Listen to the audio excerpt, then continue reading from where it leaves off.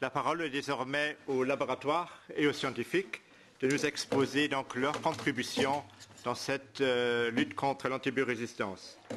Donc la session qui va commencer maintenant sera coprésidée par Madame Ariane van der Stappen et Monsieur Dean Bosniak de l'unité de la commission qui s'occupe des médicaments.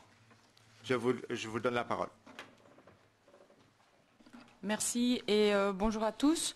Donc dans la suite de ce qui vient d'être dit juste maintenant, donc notamment la responsabilité des vétérinaires et comment ceux-ci peuvent-ils assurer au mieux cette responsabilité, aussi la nécessité d'avoir des bases de données performantes et je dirais d'une façon plus générale d'avoir des outils performants. Cette dernière session de la matinée va être consacrée justement à ces outils qui permettent ou permettront dans le futur de cibler justement ces antibiotiques plus efficaces. Alors pour cela, j'ai le plaisir de vous introduire Monsieur Marc Solmon, donc, qui est docteur en médecine vétérinaire, qui a travaillé dans des cabinets vétérinaires privés français, centrés sur les productions agricoles, et qui depuis 2003 est responsable du service de pathologie de l'Association régionale de santé et d'identification animale.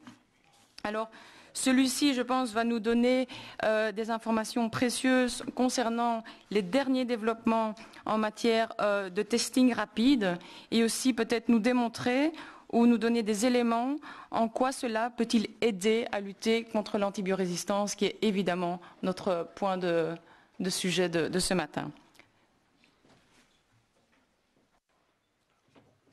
Bonjour à tous. Donc en quelques dias, je vais vous tracer les missions d'un laboratoire de microbiologie dans le cadre de la gestion de l'antibiorésistance. Alors bon, les missions techniques, elles sont deux essentiellement, me semble-t-il. Elles sont très simples. La première, c'est d'identifier correctement et aussi vite que possible les bactéries pathogènes, ou en tout cas les bactéries d'intérêt, dans le cadre des pathologies animales. Et consécutivement à ça, la deuxième mission, c'est de fournir de l'information, une information aussi précise que possible, aussi rapide que possible, en matière de profil d'antibiorésistance pour ces mêmes bactéries. Alors ça, en répondant, me semble-t-il, à trois exigences fondamentales du client. Tout d'abord, ça a tout le moins, la moindre des choses, c'est d'avoir un résultat fiable, ça c'est sûr, mais aussi le plus rapidement possible, parce que Dieu sait que les choses vont très vite en élevage à l'heure d'aujourd'hui, et que des résultats qui traînent n'ont probablement que peu de sens, voire pas de sens du tout, et surtout au coût le moins élevé possible. Alors la microbiologie vétérinaire, en tout cas dans des petites structures comme la nôtre, on représente 10 000 éleveurs, un cheptel d'1 million, 1,5 million de bovins. Ça ne fait pas des masses de travail colossales en bactériologie à l'échelle d'autres grands laboratoires de plus grands pays. On souffre de plusieurs maux. Le premier, ou en tout cas jusqu'à peu, était l'absence de développement technique spécifique au monde vétérinaire, sauf peut-être la PCR. L'absence pratiquement totale d'automatisation, qui limite la possibilité de réduire les coûts, qui limite la possibilité de réduire la rapidité des résultats, en tout cas d'augmenter la rapidité d'obtention des résultats, pour le dire dans le bon sens. L'absence de réseau réellement structuré de cabinets ou de laboratoires vétérinaires, de par la taille du pays, la Belgique en l'occurrence. Jusqu'à peu, les identifications bactériennes, des choses très simples, très connues, qui se basaient essentiellement sur des tests phénotypiques ou des tests biochimiques. Jusqu'à l'arrivée, dans notre laboratoire en 2003, d'une technologie qu'on peut qualifier de révolutionnaire, qui est l'apparition de la spectrométrie appliquée à la biologie vétérinaire. J'entends par là la technique Malditov, qui permet, sur base de spectres de protéines, d'aboutir à l'identification bactérienne avec une rapidité tout à fait remarquable et une précision tout aussi remarquable. Alors, partant d'une inoculation tout à fait classique d'échantillons ou de produits de terrain, on a besoin d'une culture de base, sur lequel on souhaite voir des souches individualisées. Ça, c'est un tronc commun à toute la bactériologie vétérinaire jusqu'à maintenant, y compris aux techniques anciennes. Mais avant, à l'issue de cette première mise en culture, d'autres étapes devaient être mises en œuvre, à savoir des tests phénotypiques de coloration, d'oxydase, de catalase, de galerie, etc., etc. Résultat étant qu'au terme des 24 premières heures de culture, on devait réenchaîner par 24 ou 48 heures d'examen complémentaires, ce qui retardait d'autant le diagnostic bactériologique. À l'heure d'aujourd'hui, avec l'apparition du Malditoff dans nos techniques de laboratoire, ces 48 heures d'incubation complémentaire ont pratiquement totalement disparu. Le Malditoff permet à l'heure d'aujourd'hui, en l'espace de 2 heures, après 24 heures de premières incubations, d'obtenir jusqu'à une identification bactérienne. Alors, comment est-ce que ça s'est traduit dans la vitesse de rendu des résultats dans notre laboratoire? Eh bien, comme ceci. En 2012, on n'était pas équipé, pour autant le volume de travail a augmenté quand même de façon très très significative au niveau du labo de bactériologie, avec pour voie de conséquence un ralentissement critique du rendu des résultats. En 2012, on ne sortait plus que 30% des résultats sous 2 jours, ce qui était excessivement faible. Avec l'apparition du Malditoff en 2013, il a été installé au deuxième trimestre 2013. On est passé d'un seuil critique de 20% de résultats rendus sous 2 jours au premier trimestre 2013 à plus de 60% de résultats sortis sous 2 jours au 4e trimestre 2013. Alors cette accélération du rendu de résultats s'est poursuivie sur les années 2014, évidemment, puisque là on a pleinement profité du système sur les 12 mois de l'année, pour accélérer encore en 2015. Et ça n'a été possible, ce gain de vitesse n'a été possible qu'en associant le Malditoff à des améliorations en termes de transmission de résultats et donc d'amélioration des systèmes informatiques de rendu de résultats. Mais bon, la différence, me semble-t-il, est quand même tout à fait appréciable, puisque en l'espace de 3 ans, on est passé de 30% de résultats rendus sous 2 jours à plus de 90%. Et ça c'est un réel gain, tant pour le laboratoire, que pour le vétérinaire, que pour l'éleveur, que pour la gestion de l'antibiothérapie en élevage. Parce qu'en matière d'antibiothérapie, la première chose à savoir, c'est d'abord le nom du germe auquel on a affaire.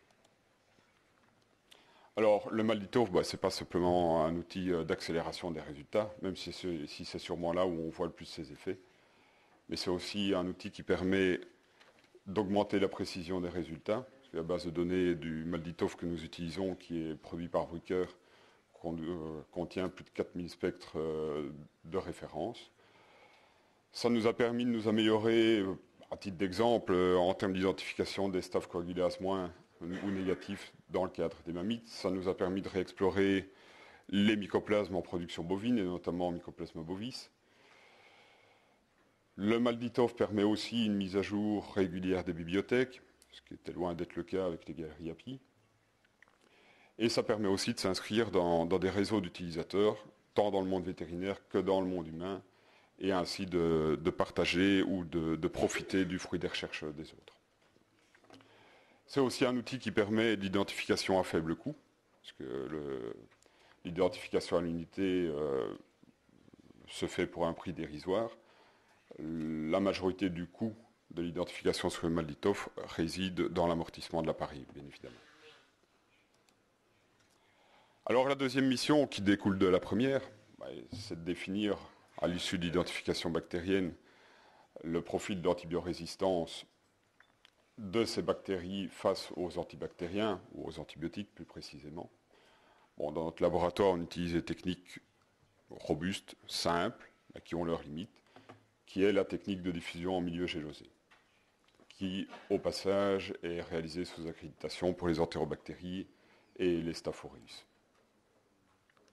Technique simple de repiquage, d'inoculation de souches, de suspension sur les géloses, de dépôt d'antibiotiques attestés, pour qu'ensuite la lecture soit faite sur un appareil semi-automatisé, qu'on appelle le CIRSCAN 2000, qui est produit par la firme I2A, qui permet 2 choses. La première, qui est l'obtention d'un résultat brut, résultat brut qui va être interprété et traduit comme tel au vétérinaire, qui est le premier destinataire de nos résultats et qui va être l'élément clé dans la transcription des résultats de laboratoire à destination de l'éleveur et l'élément clé dans la gestion de l'antibiothérapie qui va en découler. Ça, c'est le premier objectif de nos travaux de laboratoire, c'est rendre un résultat tant bactérien que d'antibiorésistance aussi vite que possible aux utilisateurs de terrain. Tout ça conduit, après 14 ans d'utilisation de l'appareil, à la création de bases de données maintenant tout à fait conséquentes qui permettent d'alimenter plusieurs bases de données de gestion d'antibiothérapie, d'outils de vulgarisation, de nouveau à destination des éleveurs, mais aussi à destination des autorités.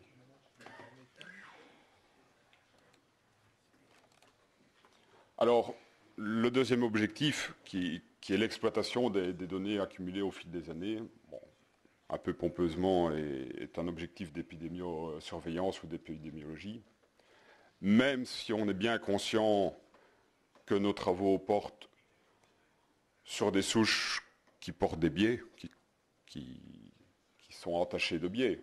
On ne maîtrise pas le prélèvement. Le prélèvement, c'est bien le vétérinaire qui le réalise sur le terrain. C'est bien vrai qu'on ne travaille pas sur des souches environnementales. C'est tout aussi vrai qu'on travaille souvent sur des souches qui sont issues d'échecs thérapeutiques. On travaille essentiellement à partir d'une salle d'autopsie. Qui dit salle d'autopsie dit échec. Et donc à partir de bactéries qui sont soumises à une pression de sélection préalable qu'on ne rencontre pas ou peu dans des études environnementales. Cela étant, ces biais, on les rencontre d'année en année, ce qui nous permet à tout le moins de comparer nos travaux et nos données sur des bases annuelles ou pluriannuelles. Ça permet aussi d'exploiter et de vulgariser des données qui sont issues du terrain, qui sont issues du fruit de travail et des éleveurs et des vétérinaires. Et on a la prétention de croire que les gens de terrain ont une propension à être parfois plus attentifs, même si, je le répète, ces données sont biaisées, à être plus attentifs à des résultats ou à l'exploitation de données qui leur sont propres ou qui viennent de leur travail, qu'à des données parfois qui sortent de cercles qui leur paraissent un peu lointains, même si scientifiquement elles sont plus solides. Alors ces données, on les valorise par différentes voies. La principale chez nous étant l'édition, tous les 2 à 3 ans depuis 2005, d'un rapport d'activité antibiogramme, dans laquelle on collecte, on compile, on analyse ou on essaye d'analyser l'évolution et les tendances en matière d'antibiorésistance dans nos élevages, dans nos productions. Sachant qu'on parle ici exclusivement des productions bovines, puisque dans le sud de la Belgique, c'est pratiquement le seul élevage qui pèse en termes de nombre de bovins. Un intérêt des éleveurs et des vétérinaires? Je pense que oui, parce qu'à l'heure d'aujourd'hui, au bout de la 4e édition, on est en 2015, bientôt en 2016, donc les gens attendent une 5e édition. Et à chaque fois qu'on parle avec des confrères, c'est eux maintenant qui la réclament. Donc avant, je pense qu'il a fallu en son temps pousser un peu pour que ce soit lu, ou que ça ne passe pas directement à la poubelle. À l'heure d'aujourd'hui, les confrères réclament ce document. Donc je pense qu'en soi, c'est une réussite. Alors, bon, ces données, on les vulgarise évidemment par différents réseaux, que ce soit au niveau de la billetterie, que ce soit au niveau des formations certifiées sous l'égide de Formavet, que ce soit dans des réseaux techniques spécialisés comme le réseau technique vétérinaire Objectif Lait, de manière à ce qu'on puisse faire porter le message aussi loin et aussi largement que possible. Alors quelques exemples, très modestement, de données qu'on peut tirer ou qu'on peut vendre à nos éleveurs. Alors ici simplement sur des Escherichia coli issus de veaux morts de diarrhée ou de septicémie, colibacille 1631 ou F17. On peut par exemple comparer les profils d'antibiorésistance sur 3 périodes, ici 2005-2009, versus 2010-2012, versus 2013-2015. Quand on va voir un peu plus en détail, on se rend compte que si on comparait les périodes 2005-2009 à 2010-2012, la toute grande majorité des familles d'antibiotiques subissaient des accroissements de résistance tout à fait significatifs, quel que soit le classement des antibiotiques dans les règles de classification AMCRA. Donc ça, pour les Belges, c'est ce que j'ai repris en jaune, orange ou rouge. Si on fait le même exercice pour la période 2010-2012 versus la période 2013-2015, certes, il y a encore des différences significatives en termes d'accroissement de l'antibiorésistance pour ces deux types de colibacilles ou ces deux sérotypes, notamment pour la gentamicine et les céphalosporines de 3e et 4e génération. Pour la toute première fois, on se rend compte qu'il y a aussi des différences significatives, mais dans le sens d'une diminution de l'antibiorésistance, notamment pour la tétracycline et notamment pour les fluoroquinolones. Après, je n'ai pas mis le graphique dans mes présentations, mais si on va redécomposer la période 2012-2015, on se rend compte que, également pour les céphalosporines de 3e et 4e génération, il n'y a plus de différence en termes d'évolution de l'antibiorésistance pour les années 2013, 2014 et 2015. Ça a tendance manifestement à plafonner. Ça ne descend pas non plus, mais ça plafonne. D'autres phénomènes qu'on peut peut-être qualifier d'émergents, que les études sur des entérobactéries d'environnement n'ont jusqu'alors, et à ma connaissance, on me démentira peut-être dans la salle, n'ont pas été démontrées dans les études belges. C'est notamment en production bovine l'apparition des Escherichia coli résistants à la colistine. Jusqu'en 2011, c'est un problème tout à fait inconnu dans nos productions bovines. On a vu poindre par une ou deux souches résistantes, confirmées par CMI. C'est pas, pour la colistine, pour le coup, ce n'est pas uniquement en diffusion sur gélose. On a vu poindre les premiers cas de résistance en 2012 et vous voyez que l'augmentation est tout à fait exponentielle pour arriver à plus de 4% de colibacilles résistants lors d'aujourd'hui à la colistine dans les productions bovines. Voilà, ça c'était à titre d'exemple. Alors toutes ces données, nous les compilons. Les données, que ce soit d'autopsie, de bactériologie, d'antibiogramme, toutes ces données de première ligne sont compilées aux données d'anamnèse, aux données d'information de traitement, d'infos sur les animaux traités, et sont digérées de telle sorte que notre staff de vétérinaire conseil puisse transcrire tout ça en termes de résultats compréhensibles pour les gens et d'explications ou de conseils de terrain compréhensibles tant pour le vétérinaire de terrain que pour les éleveurs. Ça en tenant compte évidemment des recommandations tant nationales qu'internationales en termes d'usage des antibiotiques et notamment là en Belgique pour les recommandations de l'AMCRA. Alors l'ARCIA est également cheville ouvrière en partenariat avec d'autres acteurs de la santé ou des productions animales en Belgique dans le développement d'une plateforme de collecte de données ayant trait à l'antibiorésistance et à la gestion des antibiotiques, plateforme de données qui s'appelle BIGAM, pour base informatique de gestion de l'antibiotique et des médicaments en élevage. Plateforme qui se veut être un outil de collecte de données en matière d'antibiothérapie, mais aussi fournisseur d'informations, tant à destination des plateformes officielles comme Sanitel-Med, qu'à destination de plateformes de connaissances sur les antibiotiques et l'antibiorésistance, mais aussi à destination des éleveurs. Donc cette plateforme s'alimente de données de laboratoire, telles que celles dont je viens de parler, de données d'identification animale déjà pré-traitées au niveau de l'ARCIA dans un autre projet qui est dénommé DÉSIR, s'alimente également de données provenant du monde de l'élevage, que ce soit les éleveurs ou les vétérinaires, de telle sorte, en faisant attention à limiter les doubles et triples encodages. Ça, c'est aussi un des buts de la plateforme, de manière à simplifier au maximum le captage, le captage des données au niveau du terrain, de manière à simplifier la vie aux gens. Je vous remercie.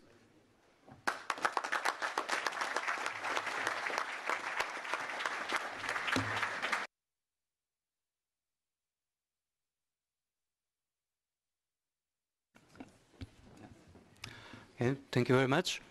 Now we will move to another support tool. It's about data collection. The need to collect reliable and comparable data on the sales and use of veterinary antimicrobials has been largely recognized. As already mentioned by Koen van Dijk in Europe, this is currently under the ESVAC project on a voluntary basis, and the number of participating countries, 26 at the moment, clearly shows the importance they attribute to this issue. However, we also know currently data on sales rather than use are being collected, and these monitoring systems would need to be upgraded to include also data on actual use, broken down per species, per production systems, weight class, and so on. Today we already heard about the Dutch example, and I would like to invite now Dr. Martin Traufler to present the Austrian example on data collection systems and the research project on antimicrobial consumption in livestock. Dr. Traufler is a Luxembourgish national who completed her graduate and doctoral studies at the University of Veterinary Medicine in Vienna. Her doctoral thesis dealt with quantification of antimicrobial consumption in Austrian pig farms. And since 2015, she holds a postdoctoral position as a researcher at that university and is currently working in the field of antimicrobial consumption in livestock sector. So, Dr. Traufler, please. Okay, is it working? Yeah, thank you very much, Mr. Chairman, for the kind introduction. Ladies and gentlemen, my presentation is like the previous presentation in the session about support tools for reducing antimicrobial use, and I would like to show to you how actually a data collection system can be a support tool.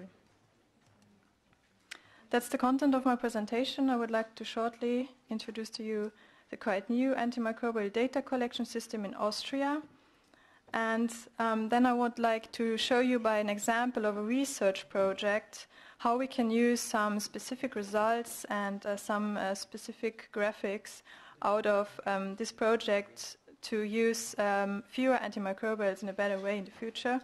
And then, of course, I will end with a conclusion. So the Austrian system, it is very new, and it is based on a regulation which is called in German Veterinär-Antibiotika-Mengenströme-Verordnung. So that veterinary antimicrobial flow regulation is actually not an official name, but it's my own translation. And the system is based on the three levels when you're looking at the path of a drug product. It's from the pharmaceutical industry to the veterinary pharmacy. We have in Austria the system that veterinarians have to officially register a veterinary pharmacy in order to get the right to buy and to sell antibiotics. So that's the wholesale level. And then we have the retail level from the vet pharmacy to the farm. And we have, of course, then at the animal level, the use level. And the regulation now requires a compulsory record and an annually data transmission for the wholesale and for the retail level, while the usage level will be voluntary. That's why I use these different colors here. And yeah, of course, wholesale figures will go to the European Surveillance of Veterinary Antimicrobial Consumption project, and the retail level will finally give us in Austria the possibility to evaluate antimicrobial consumption at a species level and even at the farm level, because it will include the information how many antibiotics from what veterinary pharmacy are going to what farm. As I told you, it is very new, so we don't have the data for the retail level yet. They will arrive next year in 2016. And actually for the usage level, we have already at this moment 100% coverage in the poultry sector. And we hope, of course, that the cattle and pig sector will follow suit. So now we must ask ourselves, where is the support of such a system?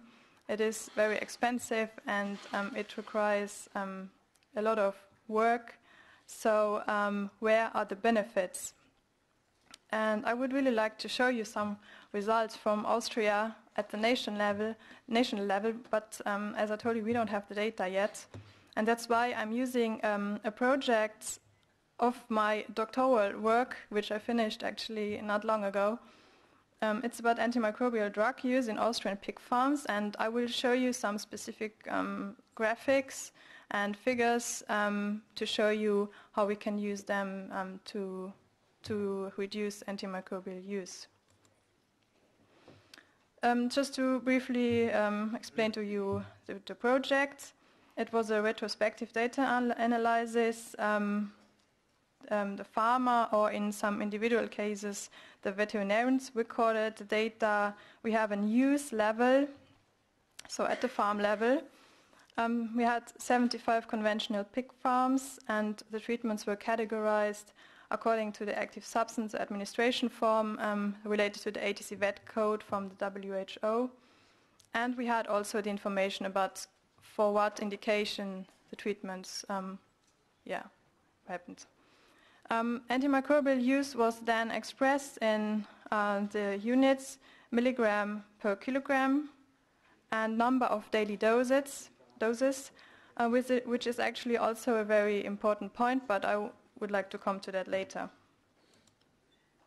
So here we have the first result. It's antimicrobial use at the farm level. We have ferret-finish fattening and breeding farms in 4 years, from 2008 to 2011. And we could, for example, look at this median value. It's in fattening farms in 2008. We see that a bit more than 2 animal daily doses per kilogram per year have been used. That means that on average in 1 year, a bit more than every pig is treated a bit longer than 2 days. So where is the support from this graphic? First, we can look at the year. We can make time trend analysis, compare our result with other countries maybe, and hopefully see that the consumption dropped down and that everything is fine. And yeah, actually we can see a decrease in the consumption in fattening farms. And it is our aim now to evaluate what are the reasons for this decrease, what happened here. And we had a suspicion that this has something to do with the implementation of a vaccination. And indeed, a colleague of mine evaluated that this decrease was significantly correlated to the implementation of the PCV2 vaccination in 2008. What we see further is that we have a very low usage in ferret-to-finish farms, and this gives us again space for interpretation. We have a lot of outliers and in general a high variation, and especially I want to show this one. This was constantly the same farm over the 3 years. It was a breeding farm holding around 1,600 sows, which is for Austria a very, very big farm. And yeah, it would have been very interesting to evaluate the correlation between the farm size and antimicrobial consumption, but we couldn't do that because unfortunately the sample size was too small. But in order to avoid this, that there can be farms who use so many antibiotics and much more antibiotics than other farms, we should think about, from a political point of view, implement a benchmarking system like it is already the case in a lot of other countries. So we looked at the substances that were used, and as you can see, in ferret-to-finish farms, oxytetracycline, colistin, lincosamides in combination and amoxicillin were used, while in fattening farms, the main part were lincosamides in combination. And I think that this stresses the need for implementing recommendations concerning rather using narrow-spectrum antibiotics, which has already been done in a lot of guidelines, also in the Commission's guidelines. Actually, this substance is tylosin, And according to the WHO, this is a highest priority critically important antimicrobial. And this leads me to my next slide. We heard already today about these substances, the macrolides, fluoroquinolones, cephalosporins of third and fourth generation, and the glycopeptides. And this was the result concerning the use of these substances. They were used at extents from 9 to 22%, depending on the unit of measurement. We have milligram per kilogram and number of product-related daily doses. And I want to show you this high range between these two measurement units, because I think it's very important to evaluate and to interpret antimicrobial use in number of daily doses, because it describes the treatment frequency. So where is the support again in this slide? Concerning the use of highest priority critically important antimicrobials, we must look what are the indications for their usage, and think about how can we find, maybe together with practical veterinarians, how can we find alternatives, and how can we again adapt the regulations. We took also into account indications, as I told you, and what we see here in blue is all prophylactic use. So the highest proportion of indications wasn't related to a concrete diagnosis, but to prophylactic use, and this is of course not in line with prudent use. And I find that here in this case we must change the regulations. Concerning all the other indications, we can determine what could be alternatives. How can we maybe implement some prevention measures for reducing antimicrobial use? The dosage accuracy is also very interesting. We can only evaluate that when we have usage level data. And when we calculate a ratio between the used daily dose and the animal daily dose, we get a factor which we can categorize into correct dosage, overdosage, and underdosage, and that's the color belonging to that legend. And we can see that in this project, in parenteral administration form, the treatments were mostly correct dosed and overdosed, while we have a problem in oral dosage. We have 75% of underdosage, and this is again not in line with prudent use of antimicrobials, and we have to consider the reasons for these underdosages, and we must also think about how we can again avoid this. So I would like to come to my conclusion, and I was asked to separate it a little bit for support for scientifics and for politics. So the support for scientifics, for researchers, is that when we have data at the species level, we can use indicators, number of daily doses, and express then the treatment frequency. And I recently participated in a workshop in Ghent in June, where some experts out of Europe came together to discuss about that topic, and this was the result, that we can express the treatment frequency in % of days an animal is treated during its lifespan, or % of animals treated per day, because it is actually a very easy way and everybody can get an idea very quickly. When we have data at the farm level, we can consider farm-associated factors influencing antimicrobial consumption, like the system I showed you that Finnish farms had much lower antibiotic usage, implementation of vaccination, like it was the case in fattening farms, the farm size, and so on. We can then look what substances are used, are there maybe critically important antimicrobials, and what could be alternatives. If we have then the information at an usage level, we have the information about the treatment indication, and we can think about where can we potentially reduce antibiotic use. And as I showed you, we can look if the dosage was accurate. And as you all know, this is also very interesting for making the link to antimicrobial resistance, because a subtherapeutic dosage can also positively influence the spread of antimicrobial resistance. This is the whole idea behind it, to collect data on antimicrobial consumption, that we want to link it to antimicrobial resistance. The conclusions for politicians is that we finally know facts instead of that we make assumptions. Like, for example, the debate about the guilt of antimicrobial resistance. Human doctors say, veterinarians are guilty because they use so many antibiotics, and a few years ago we weren't even able to debate that because we didn't have the data. And now we can show them the GIACRO report and say, well, look, in a lot of countries, humans consume more antibiotics than animals, related to the biomass. We cannot improve a situation without assessing it. We can otherwise not know that it is going better.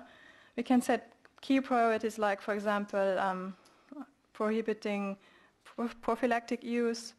We can compare our data with other countries, make time trend analysis, think about implementing a benchmarking system, discuss about dispensing rights, and so on. And I would like to conclude, to finish with that picture my father likes to draw, and he drew it especially for this conference.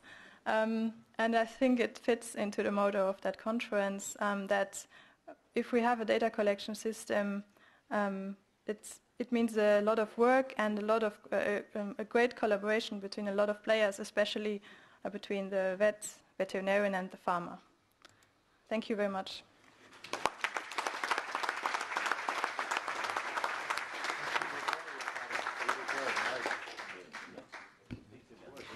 Many thanks to both speakers. The first one showing us the importance and the application of rapid tests in order to target antibiotic therapies, and the second one, the importance of collection of accurate data in order to identify possible risk factors for the development and spread of antimicrobial resistance and to consider possible actions.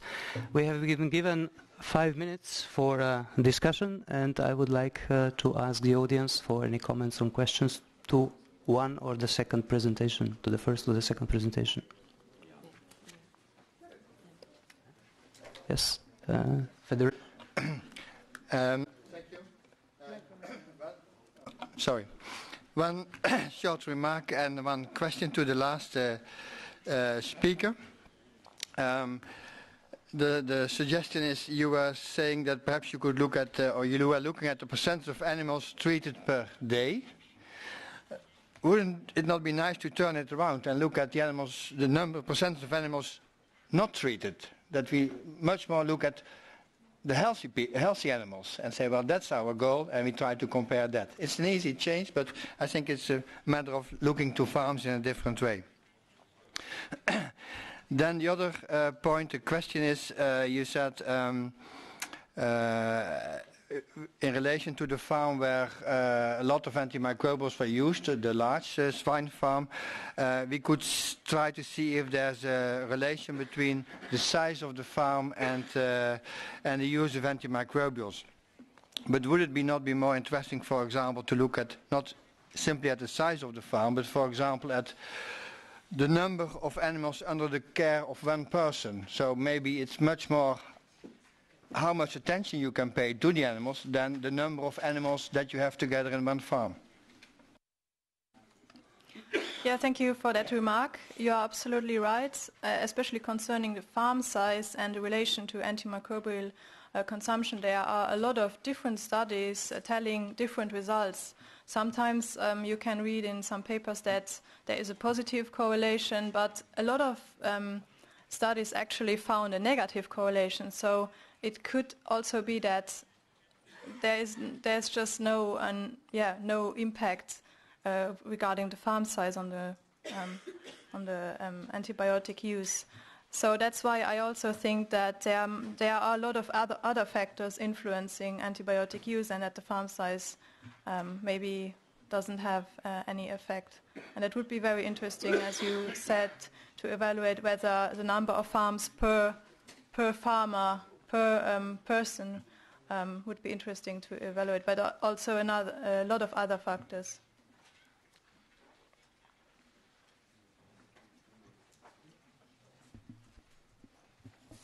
Yes, please. Hello, I'm Lina Cavaco. I'm a veterinarian as well, but I work at the EU Reference Laboratory for Antimicrobial Resistance, and I feel it's very nice to have this conference where veterinarians and farmers and the laboratories are coming together. And it's a pleasure to see that all these aspects are taken into account with the vet and farm relationship and the management and the prevention and as such. Then I have a little a question regarding the laboratory work. We do have monitoring ongoing on the zoonotic pathogens, and every member state has the laboratories that are national reference labs that are equipped and trained and have been doing monitoring and resistance for quite a long time. They would be quite important also in national levels to bring the veterinary side. Many of them are vets actually as well.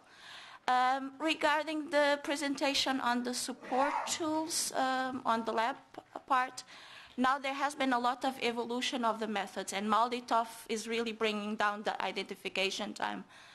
We also have quite a few new developments on the sequencing part, where a strain can be sequenced and ID, resistance pattern, and virulence can be taken from there in a short period of time. So, but it was mainly.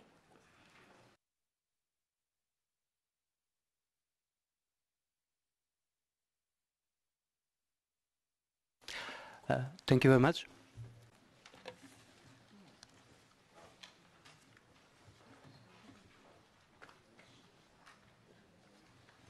Oui, merci pour vos commentaires. Effectivement, le séquençage est aussi quelque chose qui se développe.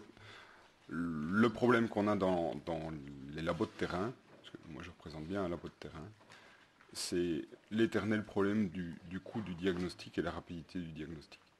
Et donc j'entends bien qu'en termes de recherche ou au niveau de labos de référence, c'est une technologie qui a toute sa place. À l'heure d'aujourd'hui, dans des labos privés, c'est extrêmement difficile à intégrer, ne fût-ce que par le volume d'activité qu'on a et ne fût-ce que par le coût que ça génère.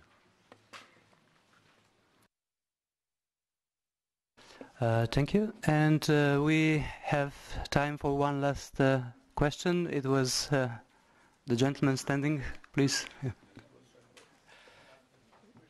Machen. Wir diskutieren ja die Frage des Einsatzes Antibiotika unter dem Aspekt der Gefahr der Entwicklung und Verbreitung für antimikrobiellen Resistenzen für den Menschen. Da spielt die Frage der sogenannten Reserveantibiotika oder der Critical Important Antibiotics eine wesentliche Rolle. Wir hatten im Frühjahr ein Symposium des Bundesinstituts für Risikobewertung in Berlin zu dieser Frage. Und da wurde dargestellt, dass die einzigen Antibiotikagruppen, die wirklich eine Gefahr hier in dem Bezug darstellen, die Fluorchinolone sind und die Cephalosporine der 3. und 4. Generation. Sie haben dargestellt, dass auch die Makrolide hier welche fachliche Bewertung haben Sie für diese Aussage? Ja, ganz genau. Also ich rede dann. Ja, I can answer in English or in German. I took the definition for highest priority critically important antimicrobial from the WHO, and in this definition they are included because according to them they select for resistant Campylobacter, and the problem is that in children Campylobacter infections cannot be treated with fluoroquinolones, and that's why the macrolides are important according to the WHO. But yeah, according to the definition or to the ranking of antibiotics from the Commission or from the OEE, they are not included. Yeah, but I took this other definition.